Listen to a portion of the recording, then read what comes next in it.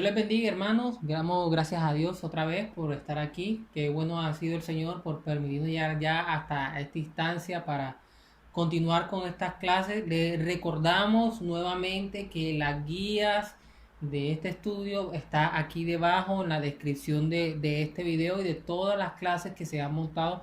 En su descripción está el link donde puede descargar esta guía y también el link donde puede descargar un material de estudio bíblico para usted de forma personal. Así que esperamos que sea de gran bendición para su vida. Entonces, hoy vamos a entrar a un nuevo tema y es hablando sobre el cómo superar la brecha literaria. En las clases anteriores, o en la clase anterior, hablamos de cómo superar la brecha gramatical, haciendo referencia a que tenemos que tener mucho cuidado porque las palabras que se usaron en el tiempo en que se escribió la Biblia, algunas veces tenían un significado diferente al que tienen hoy. Entonces debemos interpretar el texto es con relación a la definición o al significado de esa palabra en el momento en que se escribió y que pues para eso había que tener en cuenta el contexto, que era recomendable leer diferentes textos bíblicos y pusimos algunos ejemplos de cómo una palabra incluso podía tener varios significados en diferentes textos bíblicos. Así que en el día de hoy vamos a hablar acerca de la brecha literaria. Es decir, el texto bíblico tiene diferente, como hubieron 40 autores y cada autor tiene una forma de escribir, una forma de expresar en que expresó la verdad de Dios. Eso genera diferentes tipos de literatura, diferentes tipos de escritos.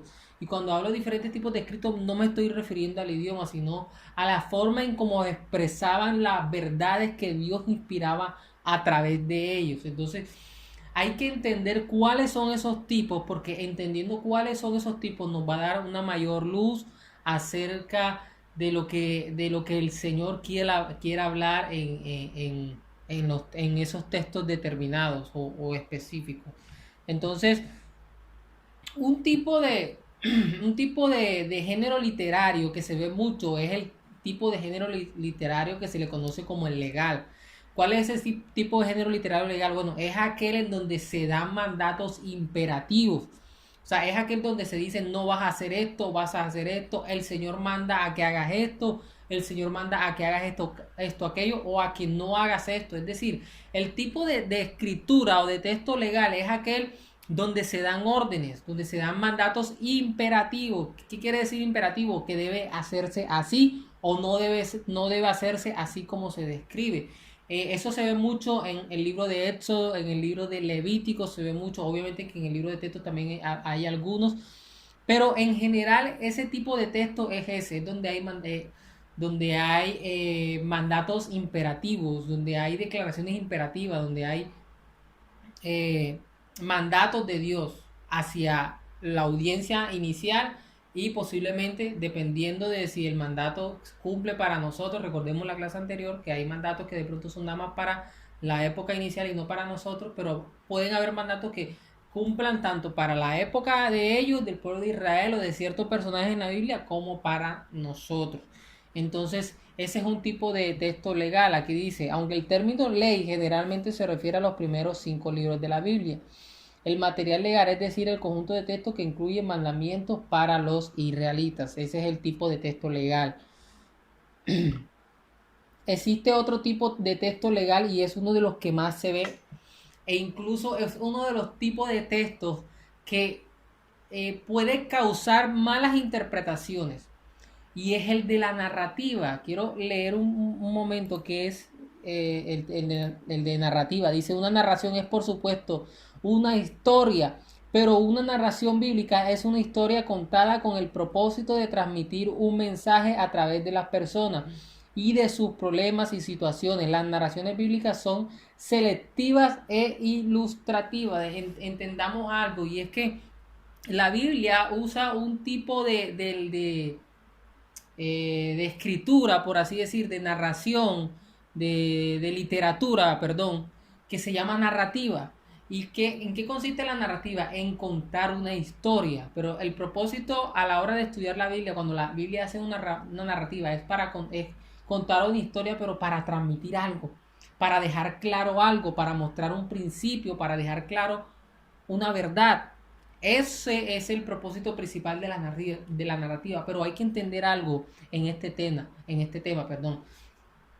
Y es que la narrativa no es normativa. Si lo puede apuntar, hágalo. La narrativa no es normativa.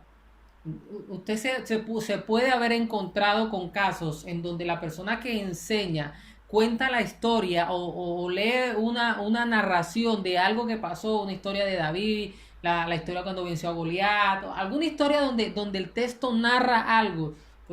Génesis, el libro de Samuel, en el libro de Reyes hay mucha narrativa, en el libro de Jueces hay demasiada narrativa, es decir, donde se narra una historia. Hay ocasiones en que esas personas que enseñan, esos predicadores, con o sin intención, no es nuestro deber estudiar ese caso, pero a veces quieren sacar normas de una narrativa. Y realmente de la narrativa no se sacan normas ni leyes. Por eso se llama narrativa, porque no hace parte del marco legal. De la narrativa, ¿qué se sacan? Principios. Se sacan principios. Quiero poner un ejemplo claro. Por ejemplo, la historia de José. Hay una historia de José, perdón, donde él tiene el sueño de las 7 vacas flacas y las 7 vacas gordas. ¿Y cuál es qué es lo que dice la Biblia? Lo que narra el texto bíblico que él hace. Cuenta la narración de que él que hace en los 7 años donde hay abundancia, dice que guarda la quinta parte de todo lo que producía. ¿Para qué? Para que esos 7 años donde guarden la quinta parte de todo lo que producía, en los 7 años de escasez que hagan, lo puedan reponer y puedan sobrevivir en esa época. Entonces la Biblia está narrando una historia donde nos está transmitiendo una gran estrategia de José.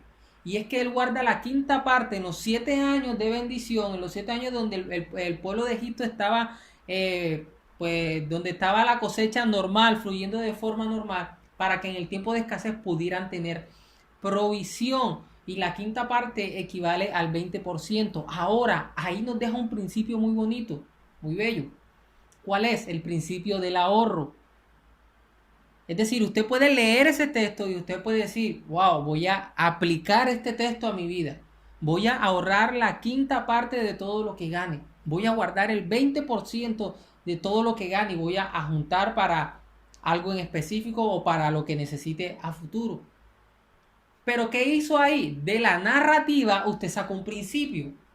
Ahora, ese principio usted no lo puede volver normativa. ¿Qué quiere decir? Que usted no puede obligar a otras personas a que lo hagan así como usted lo hace. No, usted tiene que ahorrar el 20% porque así dice la Biblia que lo hizo José. Es verdad, así dice la Biblia que lo hizo José. Pero así dice la Biblia que lo hizo José. La Biblia está narrando que así lo hizo José. Pero no lo está imponiendo, es una narración, está diciendo que él guardó el 20%. Si usted lo quiere tomar como un principio para su vida personal, no hay ningún problema, hágalo. Pero no lo puede tomar como una norma y decir, así como él lo hizo, así nosotros también lo tenemos que hacer. Es un principio, no es una normativa, algo que haya que imponer. Otro ejemplo puede ser cuando la Biblia narra a Daniel en su libro, en el libro de Daniel, donde cuenta la historia de que él oraba 3 veces al día. Es algo muy bonito, es un buen hábito orar 3 veces al día. Eso está muy bien. Pero ¿qué dice la Biblia? La Biblia lo está narrando, no lo está imponiendo, no lo está diciendo como algo que nosotros debamos hacerlo así. Si usted lee ese texto y usted ve que la Biblia dice de que Daniel oraba 3 veces al día, lo que está haciendo el texto bíblico es narrando. ¿Qué quiere decir eso, hermano? Usted tiene que estudiar, usted tiene que mirar. Bueno, de todo esto que la Biblia narra, hay unos buenos principios que si yo quiero puedo aplicarlo para mi vida. Y este principio de Daniel me gustó, es decir, oraba 3 veces al día. Bueno, yo voy a hacer eso en mi vida, en mi devocional cristiano. Y vuelvo al mismo punto, eso está muy bien, pero ¿qué está haciendo el texto? Está narrando. ¿Y usted qué hizo? Sacó el principio. Pero no puede tomar ese principio y volverlo una norma para toda la iglesia, para todos los hermanos. Puede enseñarlo como principio, sí, pero como principio no puede enseñarlo como una norma que la iglesia tenga que hacerlo así. ¿Qué es lo que nosotros debemos enseñar como una norma? lo que la Biblia muestre como una norma. No fornicar, no adulterar, no codiciar la mujer del pródigo. Eso sí hay que enseñar y decir, hermano, esto está mal, esto hay que hacerlo así, porque así dice la Biblia que debemos hacerlo. Pero en los textos narrativos donde se ven malos ejemplos y buenos ejemplos, usted puede sacar principios, extrae los principios y usted decide si obedecerlos o no obedecerlos, si vivirlos o no vivirlos. Y eso le va a ayudar mucho y le va a ayudar para aconsejar a otro. Entonces eso sí está muy bien, pero hay que entenderlo que es como principio, como algo opcional si la persona quiere hacer. Entonces, para que lo tengamos muy en cuenta. Literatura de sabiduría. Hay libros en la Biblia que tienen literatura de sabiduría. Por ejemplo, el libro de Salmos. Bueno, el libro de Salmos no es como tal libro de sabiduría, pero el libro de Job, el libro de Proverbios, algunos incluyen el libro de Cantar de los Cantares y el libro de Eclesiastés. Es decir, ¿por qué son libros de sabiduría? Porque nos dan un consejo, nos dan, nos dan un consejo, un principio también. Ahora, hay que entender algo. Y es que el libro de Proverbios se le conoce como una literatura proverbial. ¿Por qué? Porque son verdades generales. O sea, el libro de Proverbios da o menciona verdades generales. ¿Qué son verdades generales? Como lo acabo de decir, son verdades generales, pero eso no quiere decir que siempre vaya a ser así. No sé si me explico. Es decir, Proverbio da verdades generales, pero eso no quiere decir de que siempre eso vaya a ocurrir así tal cual como lo diga. Por ejemplo, voy a poner aquí un ejemplo. Proverbio dice, instruye al niño en tus caminos, que cuando fuere viejo no se apartará de él. Eso es una verdad general. Eso es una verdad general. Pero ¿qué sucede? Que algunas veces a un joven, a un niño desde pequeño se le enseña la palabra y cuando ellos son adolescentes se apartan del evangelio. Entonces, ¿qué es lo que está diciendo? ¿Se equivocó el texto de Proverbio? Bueno, no es que se haya equivocado el texto de Proverbio. Lo que sucede es que el texto de Proverbio da verdades generales. En otras palabras, son principios. O sea, Proverbio enseña principios que no se deben de tomar como algo que siempre vaya a ocurrir así, sino eso, principios. Es decir, aquí al final dice, mire, estas son pautas que generalmente son verdad, que generalmente son verdad. Entonces, instruye al niño en tu camino que cuando fuere viejo no se apartará de él. Eso es una verdad general. ¿Por qué? Porque generalmente ocurre así. Pero no es una verdad absoluta, una verdad total, porque hay ocasiones donde los padres enseñan a su hijo, donde los padres los instruyen, donde a los padres hacen bien las cosas y el joven, o cuando se hace joven, se aparta. Entonces, a eso se refiere cuando hablamos de proverbios. Entonces, son principios, no son verdades absolutas, para que eso quede muy claro. Ahora, eso no quiere decir que usted vea un consejo en proverbio y usted va a decir, no, pero como eso no se cumple, yo no lo voy a obedecer.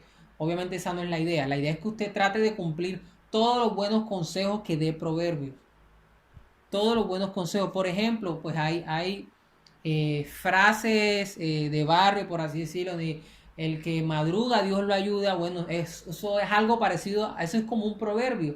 Es decir, generalmente ocurre así, pero hay veces que no ocurre así, que incluso la persona se puede levantar muy de madrugada y no le va bien. Entonces, son verdades generales que generalmente pueden ocurrir, pero no que siempre ocurra. Ahora, tengamos algo en cuenta y es que Proverbios se escribió basado en experiencias. Entonces, por eso son verdades generales, porque son escritos basados en experiencias. Obviamente inspirado por Dios y por eso está allí. Pero entonces debemos de tener muy en cuenta eso. Eh, los evangelios también se conoce como un tipo de literatura. Ahora, usted dirá, bueno, pero los evangelios es narrativa también, porque los evangelios narran la vida de Jesús, los evangelios narran los 3 años de Jesús aquí en la tierra, los evangelios están narrando una historia. Sí es verdad que están narrando una historia, pero debemos de tener en cuenta algo, que el propósito principal de los evangelios no es como tal narrar una historia. El propósito de los evangelios por medio de la narración que se usa es que es mostrar verdades bíblicas. Entonces, por eso los evangelios se separan de el tipo de literatura que es narrativa y se le acomoda a un tipo de literatura única que se le conoce como los evangelios. ¿Por qué? Porque usa la narración, es cierto, usa la narrativa para contar una historia, pero es para contar una historia que va a mostrar unas verdades doctrinales.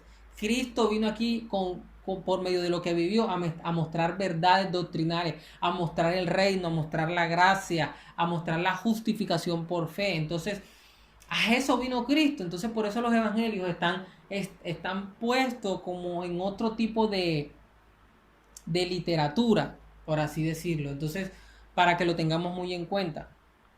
Ahora, vamos a mirar algo. Hemos estado hablando acerca de los diferentes tipos de literatura que hay en la Biblia. Leímos evangelios, vimos los libros de sabiduría, vimos narrativa. Ahora, es posible que puedan haber más. Digamos que estos son como que los más visibles que podemos ver en el texto. Y vimos legal. Ahora, quiero hablar ahora acerca de las figuras retóricas. ¿Por qué? Porque en todos estos diferentes tipos de escritura hay formas de expresar las ideas. Hay formas de yo expresar las ideas. Yo puedo expresar las ideas hablando de forma literal. Es decir, yo puedo decirle a una persona, eres bastante alto. Le estoy diciendo cómo es esa persona, eres bastante alto.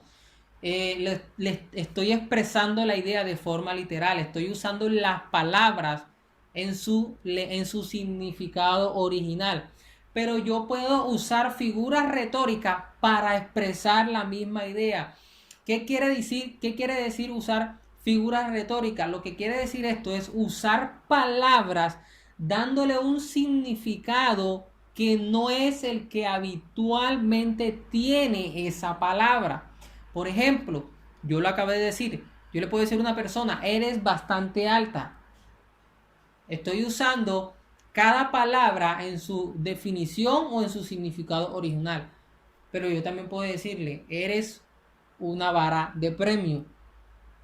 Entonces, ya ahí usted se va a dar cuenta que yo usé la palabra vara para darle un significado que habitualmente no es el mismo, porque una vara, es un material hecho de madera que es larga. Entonces, eso es una vara. Pero yo estoy diciéndole a una persona, eres una vara de premio. Entonces, estoy usando una palabra que tiene un significado natural, pero que yo en la idea que yo estoy expresando le estoy dando otro significado. Y eso es a lo que se le conoce como figura retórica. Es tomar una palabra y para expresar una idea por medio de ella, aunque el significado que le esté dando esa palabra no sea el que habitualmente le corresponda. Le puedo decir a una persona, tú eres un tonto. Puedo decirle, tú eres un tonto. O no sé, tú eres un necio. Puedo decirle, estoy usando las palabras que originalmente tienen ese significado. Una persona que no sabe, una persona que hace las cosas mal. Esa es la idea que le estoy tratando de expresar y se la estoy dando de forma literal. Él es un necio, pero también le puedo decir, eres un burro. Entonces mire que ya ahí usé una figura retórica. ¿Por qué usé una figura retórica? Porque la palabra burro, ¿qué hace referencia o qué significado tiene? Normalmente el significado de esa palabra hace referencia a un animal, pero yo la estoy usando para hacer referencia a una persona que hace las cosas mal. Ejemplo, obviamente no aconsejo a que use esa expresión más como cristianos que somos, solamente la estoy tratando de mostrar para que usted entienda la idea que le quiero transmitir, y es esa, es transmitir eso, que en la Biblia muchas veces vamos a encontrar figuras retóricas, vamos a encontrar ideas, vamos a encontrar cómo ciertos escritores van a dar una idea mediante palabras que se están usando en una definición que usualmente o que naturalmente no le corresponde. Esas son figuras retóricas. Entonces hay diferentes tipos de figuras retóricas. Ahora las vamos a estudiar. Por esa razón se hace necesario que este tema de superando la brecha literaria se haga en dos partes.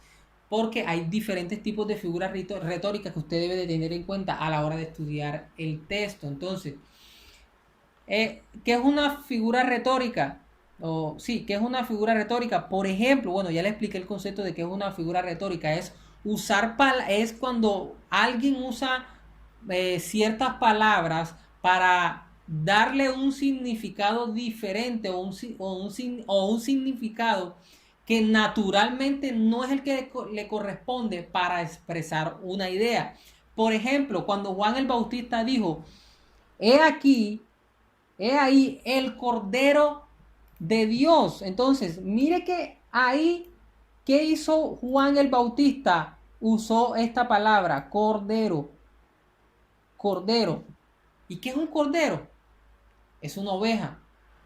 Cordero, la definición natural de la palabra de la palabra cordero es que es una oveja. Ahora, Juan el Bautista está usando esa palabra para darle que una definición que usualmente no es la que le corresponde para dar una idea que él quiere mostrar. En este caso, ¿a quién es que Juan el Bautista está apuntando? Está apuntando a Cristo.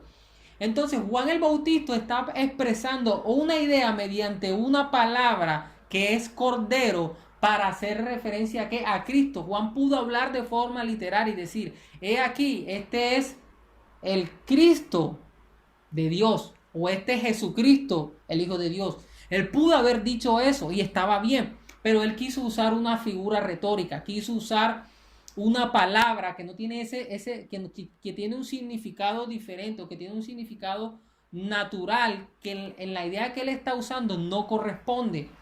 Y en este caso, aquí cordero no se está refiriendo a un animal. ¿A qué se está refiriendo? Se está refiriendo a Cristo. Entonces, él no estaba señalando un animal, sino que estaba señalando a Jesús, a quien Juan estaba comparando con un cordero. Ahora, ¿por qué Juan lo estaba comparando con un cordero? Porque recuerden que el cordero para los judíos tenía, por así decirlo, tenía un significado importante porque simbolizaba que la expiación de nuestros pecados. Entonces, cuando Juan usa la palabra cordero para hacerse referencia a Cristo, lo que él estaba diciendo que era, por medio de esa figura retórica, él estaba expresando una verdad. ¿Cuál era esa verdad? Ese es el que va a venir para morir por nosotros. Entonces miren cómo usa una figura retórica para para mostrar una verdad de forma más llamativa. Y eso ahora es uno de los puntos que vamos a ver ahora. Porque surge la siguiente pregunta. ¿Por qué se usan las figuras retóricas? Entonces, una de las razones por las que se usan figuras retóricas es porque añaden color y vivacidad. O sea, ¿por qué se usan ese tipo de lenguaje? Porque ayudan al que el texto sea como más vivo, como que le da más vida al texto. Por ejemplo, hay un texto en Salmo que dice, el Señor es mi roca. Ahora, la roca ahí, obviamente, no se está haciendo referencia al significado general que es una roca, que es una piedra, sino que ¿qué? Se está sacando de su definición original o del significado que naturalmente a la que se refiere para referirse ¿qué? A Dios. Y a referirse a Dios como roca, ¿a qué se está haciendo referencia? Que Él es que nuestro soporte, nuestra base, nuestro fundamento, Él es quien nos sustenta. Entonces mire cómo mediante esa figura retórica le da vivacidad al texto. Es una manera colorida y vivida de decir que el Señor es el único en quien puedo confiar porque Él es fuerte e inquebrantable. Entonces vemos cómo una palabra o cómo al usar una figura retórica le da más vivacidad al texto. Otra razón, porque las figuras retóricas atraen la atención, es decir, no sé si a usted le ha pasado a veces usando los dichos que son de nuestro barrio, de nuestro país, de nuestra ciudad, de nuestra región, se hacen llamativos, incluso se vuelven dichos o se le conoce como dichos dentro de nuestra ciudad. Hay un dicho, por ejemplo, que dice, es mejor tener un pájaro en la mano que mil volando. Eso es una figura retórica. Y eso suena más llamativo que decir, no sé, es mejor tener seguro a una sola cosa que querer intentar querer varias cosas. Entonces, son dos formas de expresar la misma idea, pero al usar la primera la primera que le acabé de decir, que es con relación a la figura retórica, es decir, es mejor tener un pájaro en la mano que 100 o que 1000 volando, pues obviamente es como más llamativo, como que atrae más la atención de las personas y hace que se memoricen más eso. Entonces a veces Dios usaba figuras retóricas, ¿para qué? Para que el pueblo tuviera más atención a sus palabras y les pudiera memorizar más. Otra razón es porque ayudan a la retención, bueno, ya eso lo mencioné. ¿Cómo saber si una expresión es figurativa o literal? Es decir, hay un punto que a veces pueden haber figuras retóricas que a veces podemos confundirla y podemos creer que se está diciendo de forma literal, o sea que, no, que están usando las palabras de la forma correcta, que no están usando las palabras figurativas como se las acabé de mencionar anteriormente. Ahora, ¿cómo saber cuándo el texto está dando una figura retórica y cuándo el texto no está dando una figura retórica, perdón, vamos a verlo. Generalmente una expresión es figurativa cuando está fuera de lugar con el tema tratado o es contrario a los hechos, la experiencia o la observación. Por ejemplo, me gustó este.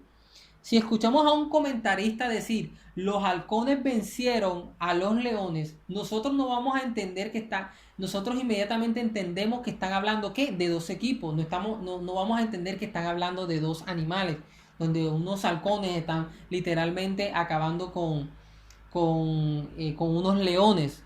Entonces, realmente eso es es una de las formas por la cual sabemos cuándo se usa una figura literaria. Y es que cuando está fuera del lugar en el tema tratado. ¿Por qué este ejemplo? ¿Por qué este ejemplo? Porque nunca un halcón va a vencer a un león, obviamente. Entonces está como que muy fuera de lugar. Y obviamente es fácil inmediatamente identificar cuándo es una figura literaria. Y es porque la frase que se dice normalmente no encaja, o sea, si la estudiamos literal, no encaja con qué, con el resto del texto o del capítulo. Entonces, cuando eso sucede, posiblemente es una figura literaria. Y hay que entenderla como, perdón, una figura retórica. Y hay que entenderla como una figura retórica para poder entenderla en el resto del capítulo. Porque si la entendemos literal, nos vamos a enredar y vamos a decir, bueno, pero ¿por qué hizo este cambio tan brusco? Y es que realmente no ha hecho el cambio tan brusco, sino que ese cambio tan brusco muestra que el texto que es una figura retórica. Por eso se ve tan diferente a lo demás que se está hablando. De igual forma, hermano, es muy fácil. Realmente son pocos quizás los versículos en donde uno puede identificar cuando es una figura retórica o es algo literal. Normalmente es fácil de entenderlo. Ahora, ¿cuáles son algunas de las figuras retóricas? Y aquí, pues, bueno, no podría decir que es el corazón del mensaje, pero de esta clase, porque no vamos a terminarlo todo, no vamos a hablarlo acerca de todo, pero sí va a ser muy importante esto que vamos a hablar. Es decir, ya hicimos la introducción, espero que se haya quedado con lo más importante, lo más básico y lo haya entendido, lo haya asimilado. Pero digamos que esto que vienen acá ya son ejemplos concretos de los diferentes tipos de figuras retóricas, porque en la Biblia hay varios tipos de figuras retóricas. Entonces hay un tipo de figura retórica, perdón, que se llama simi. ¿Cuál es ese tipo de figura retórica? Bueno, es aquella en donde se hace una comparación de forma explícita. Le voy a poner un ejemplo para que usted me entienda claramente. Hay una cita bíblica en 1 Pedro que dice toda carne es como hierba. ¿Qué está haciendo ahí? Está haciendo una comparación donde dice que toda carne es como hierba. Obviamente, entiéndase como carne, no, entiéndase como carne, no a la carne literal, sino a quién, al hombre. Ahí la palabra carne se está saliendo de su significado original, de su significado, sí, de su significado natural para hacerse referencia que al hombre. Y dice, toda carne es como la hierba, o sea, está haciendo una comparación, por eso se llama símil, porque está haciendo una similitud, una comparación entre una cosa y otro. Por ejemplo, os envío como corderos en medio de lobos. Entonces, mire que está haciendo una comparación entre corderos y lobos. Otra sería, serán como árbol firmemente plantado junto a corrientes de agua. Es decir, esa es otra figura retórica que se le conoce como símil porque se está haciendo una comparación. O la otra es son como paja. Entonces mire ¿qué se hace? Se hace una comparación. Ahora, vayamos a otro tipo de figura retórica y es la metáfora. ¿Qué sucede con la metáfora? La metáfora es lo mismo que el símil, es decir, es una comparación también. La única diferencia es que no tiene la palabra como, sino que normalmente tiene la palabra son. Entonces, miremos estos ejemplos. Por ejemplo, mire aquí, toda carne es que, mire que todas tienen, en símil, todas tienen la palabra como, os envió como, serán como, son como, perdón, son como. Pero en la metáfora no tienen la palabra como. Por ejemplo, aquí se hizo este ejemplo. Mire no usa la palabra como, sino que usa ¿qué? Usa estas conexiones. Es, son, era, han y han sido, perdón. Entonces, por ejemplo, mire que acá abajito se dice que, se está poniendo un ejemplo, toda carne es como hierba. Mire que en Primera de Pedro dice que toda carne es como hierba. Ahí es un símil, pero en Isaías dice toda carne es hierba. Ahí es una metáfora. Es decir, están expresando la misma idea, pero están usando diferentes figuras retóricas. En una es un símil porque tiene la palabra como, y en otra es una metáfora porque no tiene la palabra como. Esa es la diferencia, sencillamente. Veamos otros ejemplos de metáfora, como por ejemplo, ovejas perdidas ha venido a ser mi pueblo. Es decir, está haciendo una comparación entre el pueblo con las ovejas perdidas. Pero miren que no tiene la palabra como. Miren la que sigue. Vosotros sois la sal de la tierra. Si hubiese dicho, vosotros sois como la sal de la tierra, hubiese sido un símil. Pero como dice, vosotros sois la sal de la tierra, entonces es una metáfora. Yo soy la puerta. No dice yo soy como la puerta, sino dice yo soy la puerta. Entonces por eso es una metáfora, porque no tiene la palabra como. Yo soy el buen pastor y yo soy el pan de vida. Entonces vemos que realmente es lo mismo, es decir, es una comparación. La única diferencia es que el símil usa la palabra como y la metáfora no la usa. Hipocatástasis. Realmente esta que es difícil de pronunciar es lo mismo que las demás, pero es más comprimida. Es decir, si ustedes se dan cuenta, el símil usa más conectores. La metáfora usa menos conectores. Pero esta, la hipocatástasis, no usa conectores. Un ejemplo, por ejemplo, mire que dice, por ejemplo, aquí en Filipenses 3:2, perdón, en Hechos 20:29, miren lo que dice, lobos feroces, o sea, no hay conectores, son lobos feroces, no hay conectores. Algo claro, un ejemplo claro, por ejemplo, miren, la misma frase, pero en una figura retórica diferente. Por ejemplo, símil, ustedes impíos son como perros. Metáfora, perdón, ustedes impíos son perros. Entonces miren que la metáfora usa como que menos conectores, pero miren la hipocatástasis, ustedes perros. O sea, no tiene ningún conector, sino que todo va pegado. Entonces, Sencillamente esa es la diferencia. Se está haciendo una comparación también, pero ya con menos conectores, para que lo tengamos claro. Por ejemplo, miren este ejemplo. Mirad el Cordero de Dios. Entonces, ahí está la diferencia. Si hubiese dicho, mirad a Jesús como el Cordero de Dios. Entonces, mirad, Jesús es el Cordero de Dios. No, o sea, dijo, mirad el Cordero de Dios. O sea, no usa prácticamente conectores o siempre usa poco. Entonces, para que lo tengamos en cuenta. La metonimia. Una metonimia es la sustitución de una palabra por la otra. Por ejemplo, cuando nosotros decimos la pluma es más poderosa que la espada, no estamos hablando de forma literal. Queremos expresar una idea literal. ¿Cuál es esa idea que queremos expresar mediante esa figura retórica? La pluma estamos reemplazando ¿qué? El escrito. O sea, la pluma está simbolizando el escrito y la espada que está simbolizando el poder militar. Entonces, ¿por qué se llama metonimia? Porque en vez de decir el escrito es más poderoso que el poder militar, lo que se está queriendo, se están reemplazando esas dos palabras por la pluma es más poderosa que la espada. Por eso ahora se convierte en una figura retórica. Obviamente lo hacen así, como les dije anteriormente, una de las razones por las que se usa la figura retórica es para hacerla más llamativa y para que se pueda retener más. Entonces miren que de esta forma es como que más llamativa la frase, se hace más interesante. Entonces eso es lo que pasa en el texto bíblico.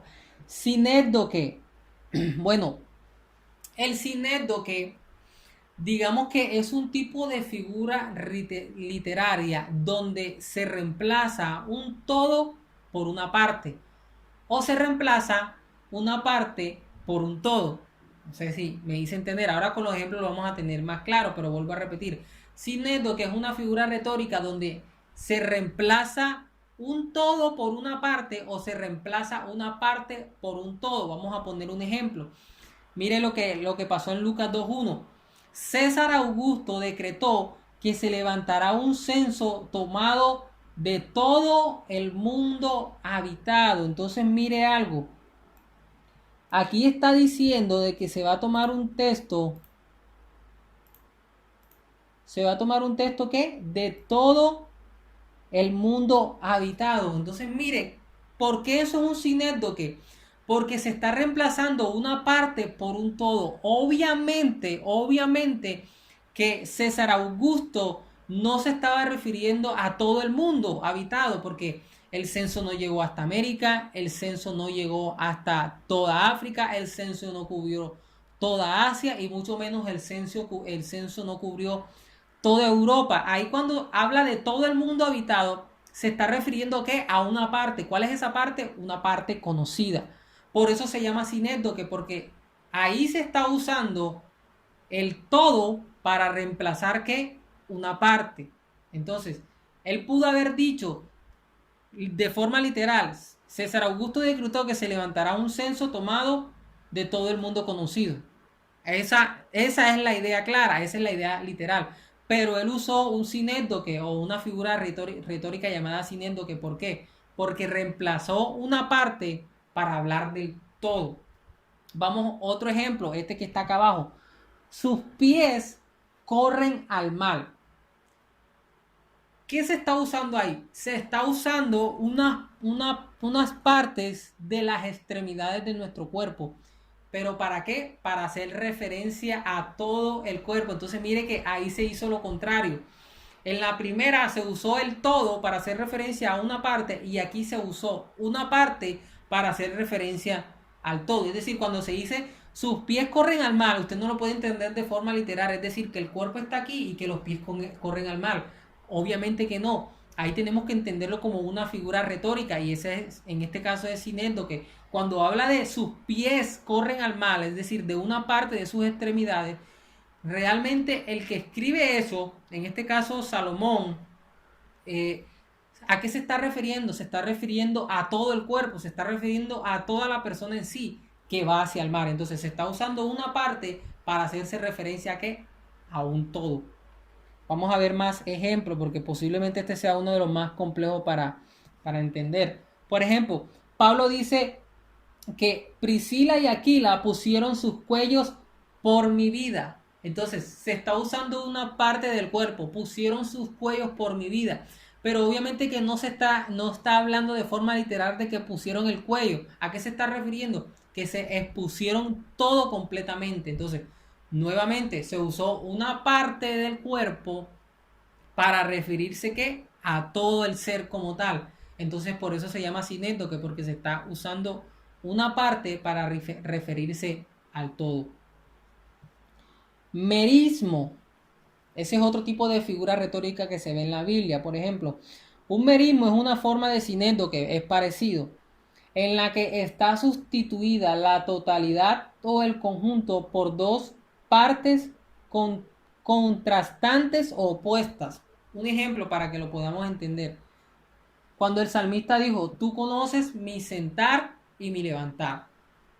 Porque ese es un merismo. Porque simplemente se está usando ¿qué? Una parte de un suceso, de una acción, para referirse a todo. Entonces aquí el salmista está diciendo, tú conoces mi sentarte y mi levantar, pero realmente es una figura retórica y no lo podemos entender literal. ¿Por qué? Porque realmente lo que está diciendo el salmista cuando dice, tú conoces mi sentarte y mi levantarte, él se está refiriendo a qué? A que tú conoces todo lo que yo hago. Tú conoces todo lo que yo hago en esta tierra. Tú lo sabes todo, tú lo conoces todo. Entonces mire que es parecido a un sinécdoque, pero en este caso se está haciendo referencia a qué? A una acción. En el caso del sinécdoque se hacía referencia, era como tal como a un objeto, a algo. Pero en este caso el merismo es diferente al sinécdoque porque se está haciendo referencia a una acción. Pero es la misma, tiene la misma esencia. ¿Cómo así? Está usando una parte para referirse a un todo, pero en este caso es la acción. La acción. Es decir, tú conoces mi sentarme y mi levantarme, como lo dije antes. ¿Qué es lo que quiso decir el salmista? Tú conoces todo lo que yo hago. Tú lo sabes todo. Personificación. Bueno, este es algo muy sencillo. No sé si ha leído, por ejemplo, Proverbios. A veces la sabiduría se personifica como si fuese un ser humano. Es decir, es cuando algo o alguien se personifica como si fuese un humano. Por ejemplo, los árboles aplauden. El mar corrió. O sea, se está personificando. Eso es una personificación. Ese es otro tipo de figura retórica para hacer el texto más llamativo y para que la gente pueda, o el pueblo tuviera más la atención a lo que Dios estaba hablando. Por ejemplo, el desierto y el yermo se alegrarán. Entonces miren que el alegrarse hace parte de una acción humana. Entonces cuando dice el desierto y el yermo se alegrarán, están personificando al desierto en este caso. Cuando, por ejemplo, hace referencia a las montañas y a las colinas en Isaías 55, hace referencia a las montañas y a las colinas cantando y a los árboles aplaudiendo. La muerte también es personificada en Romanos 6:9. Entonces, mire, es un tipo de figura retórica pues, bastante sencillo de entender. Antropomorfismo también es parecida y es fácil de entender. El antropomorfismo, entonces, ¿a qué hace referencia? A cuando se le atribuye a Dios partes humanas. Eso es antropomorfismo, es en relación con Dios, cuando se le atribuye a Dios partes humanas, o sea, se le atribuye, por ejemplo, las manos de Dios, los ojos de Dios, los pies de Dios. La Biblia dice que Dios es espíritu, entonces Dios no tiene pies, Dios no tiene manos, Dios no tiene ojos. Pero cuando el texto usa ese lenguaje, cuando habla de que somos la niña de sus ojos, de que sus manos, de que sus pies, se está hablando de forma retórica, se está usando una figura retórica que se llama antropomorfismo. Ahora, ¿para qué se usa esa figura retórica? Para tener un mejor entendimiento de quién es Dios. Pero realmente Dios no es así. Es decir, si a mí me dicen Dios es grandísimo. Bueno, sí, Dios es grande. Pero si a mí me dicen que la tierra es el estrado de sus pies, o sea, digamos que el impacto es mucho mayor. Se hace más llamativo y me ayuda a mí a entender con mayor precisión cuando alguien dice que Dios es grande. Porque ya decir que la tierra es el estrado de sus pies, pues ya me da a mí una mayor comprensión de la grandeza de Dios. Obviamente que nuestra mente jamás va a lograr entender lo grande que es Dios, pero sí me puede elevar a lo más alto que mi mente se pueda imaginar. Eh, bueno, un ejemplo de antropomorfismo. Bueno, aquí no, por ejemplo, aquí en Salmo 8.3 se habla de los dedos de Dios. Entonces, no es que Dios tenga dedos, sino que se está usando un lenguaje, como se los acabé de mencionar, que se llama antropomorfismo, para mostrar una idea o para revelar alguna opción de Dios, pero no quiere decir que Dios tenga manos. Antropopatismo es lo mismo que antropomorfismo, pero esto tiene que ver con las emociones, es decir, es cuando se le atribuyen emociones a Dios. Por ejemplo, hay un texto bíblico donde dice que Dios se arrepintió de haber creado al hombre. Nosotros no lo podemos entender de forma literal, es decir, que esto sea tal cual como está así, porque si nosotros decimos que Dios se arrepintió, ¿qué va a pasar? Esto no va a tener coherencia con toda la doctrina bíblica que está en toda la Biblia, porque recordemos que la Biblia nos muestra que Dios es perfecto y como Él es perfecto, Él no se equivoca. Entonces, si nosotros entendemos de forma literal de que Dios se arrepintió, quiere decir que se equivocó. Entonces ya no sería perfecto. Entonces estaríamos que atentando contra la doctrina bíblica general que está en el resto de la escritura. Por esta razón, cuando la Biblia dice de que Dios se arrepintió de haber creado al hombre, está usando una figura retórica que se llama como antropopatismo. ¿Qué significa eso? De que se está usando, se le están atribuyendo a Dios emociones humanas. Pero ¿para qué se le atribuyen a Dios emociones humanas? Para tener un mejor entendimiento de lo que Dios quería dar, de lo que Dios quería expresar. Es decir, recuerden de que Dios, siendo un ser divino, trata de usar un lenguaje que el hombre puede entender. Entonces Dios usa este tipo de lenguaje ¿para qué? Para que el hombre pueda entender su verdad. Entonces cuando se usa el antropopatismo es para eso, es para mostrar ciertas verdades que Dios le quiere revelar al hombre. Entonces, terminando con este ejemplo, entonces, ¿qué quiere decir que Dios se arrepintió de haber creado el hombre? ¿Qué es lo que Dios quiere revelar ahí? Bueno, lo que Dios quiere revelar ahí, lo que Dios le quería mostrar al hombre era de que el pecado del hombre había sido muy grande, de que el pecado del hombre era demasiado grande, de que la maldad del hombre había crecido mucho. Entonces, eso era lo que Dios quería revelar. O sea, Dios pudo haber dicho, la maldad del hombre se ha incrementado. Dios pudo haber dicho eso. O Dios pudo haber dicho, los pecados del hombre son muy grandes. Pero ¿por qué Dios permitió que se usara una figura retórica como esta? Dios se arrepintió de haber creado el hombre. ¿Para que ¿qué? Para que los que lo escuchen y los que lo vean y lo oigan les llame más la atención, lo retengan más, se den cuenta de la gravedad del asunto de lo que está haciendo el hombre. Entonces esa es la razón, es para Dios revelar una verdad divina al pueblo de tal forma de que el pueblo la pueda entender. ¿Y cómo la va a entender? ¿Cómo puede el pueblo entender una verdad divina? Usando cosas que él vea, en este caso, o cosas que él sienta. En este caso Dios usó las emociones, que son emociones que también el hombre siente, para poder revelar la verdad y el hombre poder identificarse y poder entender y tener una mayor comprensión de lo que Dios le está revelando. Zoomorfismo es lo mismo, simplemente que en antropomorfismo se usaron que eh, eh, digamos que extremidades o ojos, brazos, cabeza, piernas para mostrar una verdad. En el antropopatismo se usaron las emociones para mostrar una verdad, pero en el zoomorfismo se están mostrando características de animales para también mostrar una verdad. Por ejemplo, con sus alas o con sus plumas te cubre y bajo sus alas haya refugio.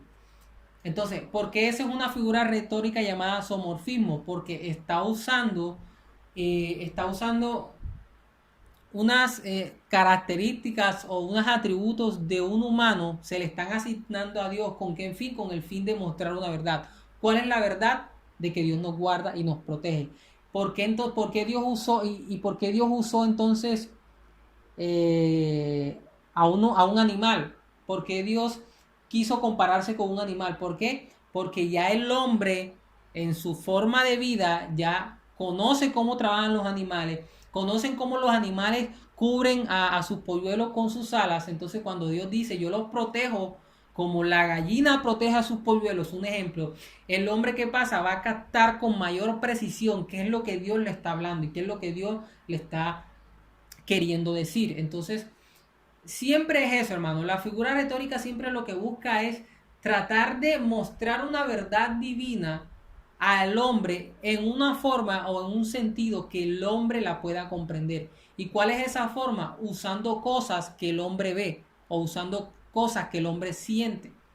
¿Por qué? Porque eso va a ayudar a entenderlo con mayor precisión. Eh, Apóstrofe. Esto es dirigirse a un objeto como si fuera una persona o a una persona ausente o imaginaria como si fuese un objeto. Por ejemplo, cuando el salmista se dirige al mar directamente con sus palabras, ¿qué te pasa, oh mar que huye? Es decir, ¿qué es un apóstrofe? Es cuando alguien se dirige a una cosa, a un objeto, cuando como si fuese una persona. O sea, diciéndole al mar, mar, ¿por qué huyes? O sea, el mar no es una persona para huir, pero por eso se llama apóstrofe, porque se le está hablando a una cosa o a algo como si fuese una persona. La otra, lo miró y el mar, lo miró el mar y huyó. Ahí se usó una personificación. Mire la diferencia entre la personificación y el apóstrofe. O sea, en el apóstrofe yo le estoy hablando al mar, pero en la personificación el mar está tomando atributos del hombre. Entonces, ¿por qué huyes, mar? O sea, yo le estoy hablando al mar, eso es un apóstrofe, pero cuando dice el mar huyó, es una personificación. ¿Por qué? Porque el mar, porque se está usando el mar como si fuese una persona, o se le están asignando una característica de una persona que es huir, correr. Entonces, mire la diferencia entre un apóstrofe y la personificación. Por ejemplo, Miqueas se dirige directamente a la tierra cuando dice, escucha tierra y cuánto hay en ti. Eso también es un apóstrofe. Recuerden que el apóstrofe es cuando alguien se dirige a algo como si fuese una persona o cuando se le dirige a una persona, pero esa persona no está o está ausente. Entonces, ahí mire que se le está dirigiendo a la tierra como si fuese una persona. Entonces tenga eso claro. Por ejemplo, en el Salmo 6:8, el salmista habló como si sus enemigos estuvieran presentes. Como dijo, apartados de mí todos los que hacéis iniquidad. O sea, en el momento en que se escribió eso, ellos no estaban ahí. Pero el salmista quiso usar esa figura retórica y dijo, apartados de mí todos los que hacéis iniquidad. Pero realmente ahí no había nadie. En el momento en que él escribe eso, en el momento que él dice eso, ahí no había nadie. Entonces es para que tengamos en cuenta que eso es un apóstrofe. Entonces miren y tengan muy claro lo del apóstrofe. ¿Cuándo se usa un apóstrofe? Cuando se le habla a algo a alguien como si fuese una persona, o cuando se le habla a algo a alguien de forma imaginaria porque esa persona no está, como el ejemplo de Salmo 6. Eufemismo. Bueno, el eufemismo, esto se trata de la sustitución de una expresión inofensiva o ligera por una ofensiva o personal. Eso lo usamos mucho. Eso creo que incluso nosotros en nuestro lenguaje lo usamos mucho. Por ejemplo, en español se habla eufemísticamente de la muerte diciendo que una persona se fue, estiró la pata o pasó a mejor vida. Entonces, ¿cuándo se usa el eufemismo? Cuando se sustituye una expresión inofensiva o ligera, perdón, cuando se trata de la sustitución de una expresión inofensiva o ligera por una ofensiva o personal. Entonces, eso es un eufemismo. Un ejemplo, por ejemplo, en la Biblia, cuando la Biblia habla de la muerte de los cristianos como estar dormidos. Entonces, eso es un eufemismo.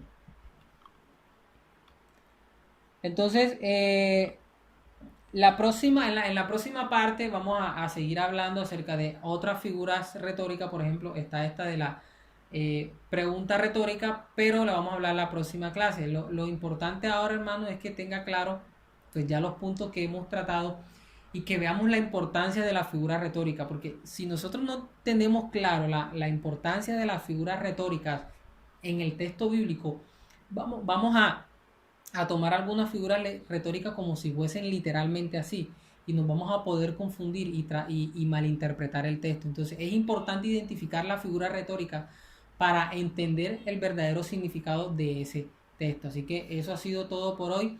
Nos vemos en la próxima clase continuando con el resto de figuras retóricas que en la Biblia se menciona. Así que no siendo más, que el Señor le continúe bendiciendo y guardando.